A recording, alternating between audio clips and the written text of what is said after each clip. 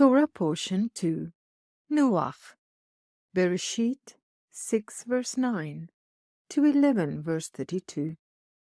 Bereshit chapter 6.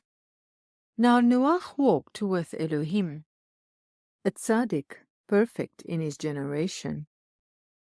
The earth was filled with violence and corruption, bringing on itself the unavoidable destruction. Food to be eaten Noach had to store.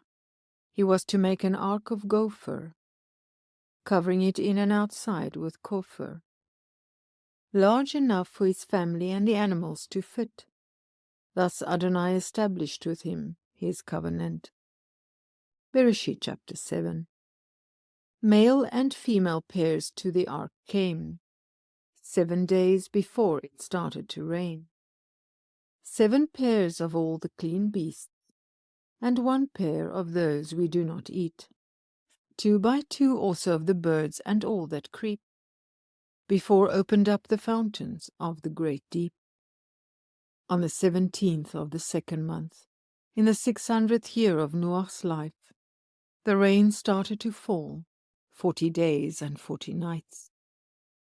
Noach and his wife were safely shut in, with their 3 sons and wives by Elohim. The ark did float on the waters, as the mountain tops were covered. All with the breath of the spirit of life died. For 150 days the waters over the earth did reside. Bereshit chapter 8. Elohim made Ruach pass over, to steadily recede the water.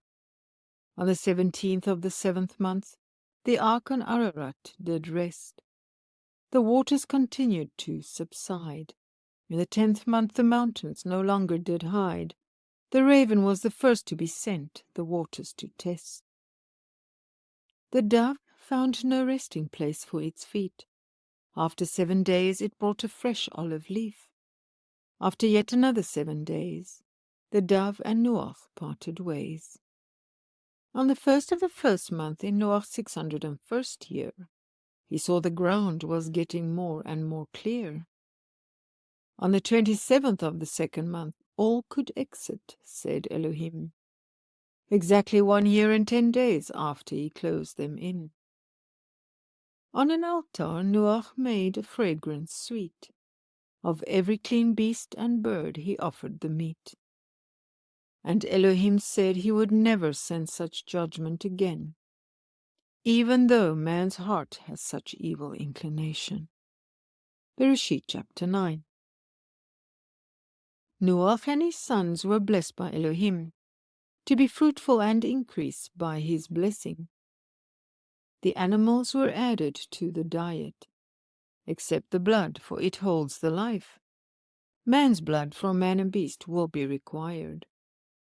And Elohim made a covenant everlasting with Noach and his seed and every living being, to never again let a flood destroy all flesh.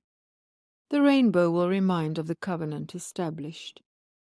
Noach drank wine from his vineyard.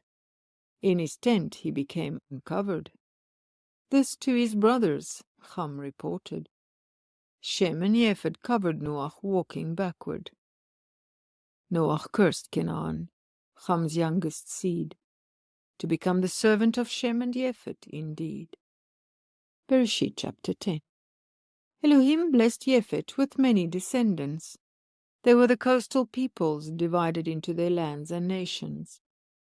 Ham brought forth many nations after him. 7 nations and the Philistines were from his son Mitzrayim.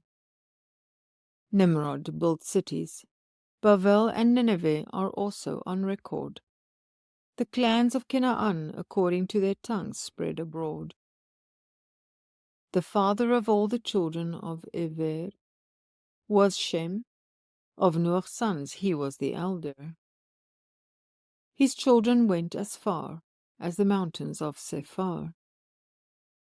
All these were the nations born of Noach's sons, after the flood, according to their generations.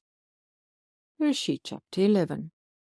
1 language and 1 speech had all the earth. A name for themselves they desired to give them worth. A tower and a city they wanted to build, to reach up to heaven from this world.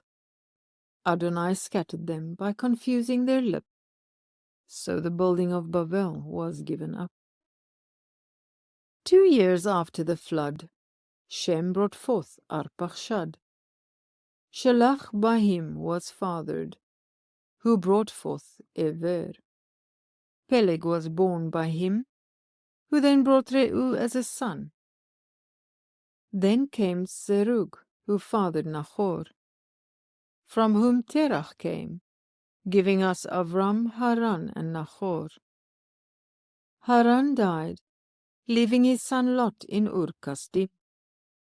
Terach took his family, except Nahor, with him. Lot and Avram, with his barren wife Sarai, dwelt with Terach at Haran, where he died.